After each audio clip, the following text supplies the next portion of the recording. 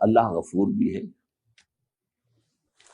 اللہ رحیم بھی ہے، اللہ تواب بھی ہے، اللہ ستار بھی ہے، اللہ رؤوف بھی ہے، اللہ ودود بھی ہے، لیکن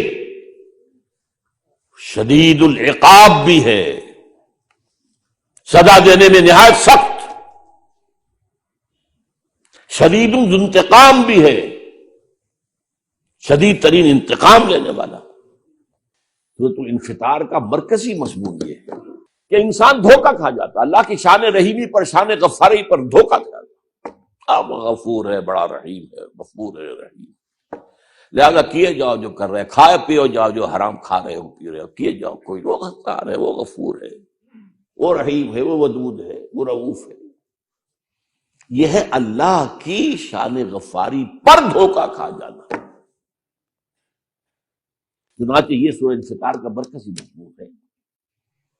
اذا السماء انفطرت واذا الكواكب انتصرت واذا البحار فجرت واذا القبور بعثرت علمت نفس ما قدمت واخرت۔ اب اس کے بعد وہ الفاظ آئے، یا ایھا الانسان ما غرک بربک الکریم، تجھے کس چیز نے دھوکہ دے دیا ہے اپنے رب کریم پر۔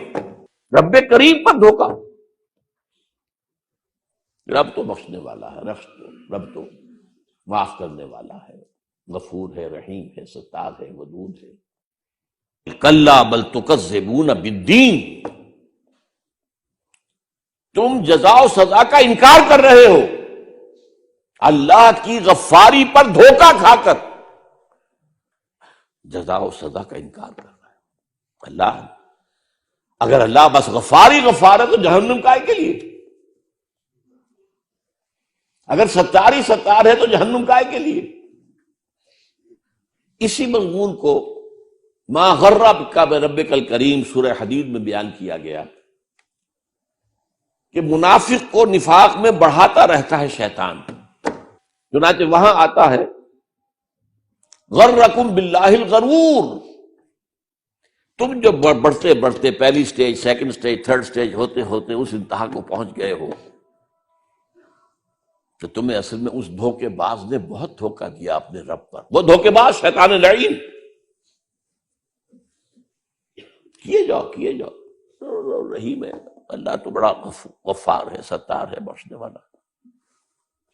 ایک اور جگہ آتا ہے سورہ دخان میں، یوم نبطش بطشۃ الکبریٰ انا منتقمون، ہم وہ دن جس دن کے ہم پکڑیں گے زبردست پکڑ، ان بطش ربک لشدید، جب تمہارے رب کی پکڑ آتی ہے تو بہت سخت ہوتی ہے۔ یوم نبطش البطشۃ الکبریٰ انا منتقمون۔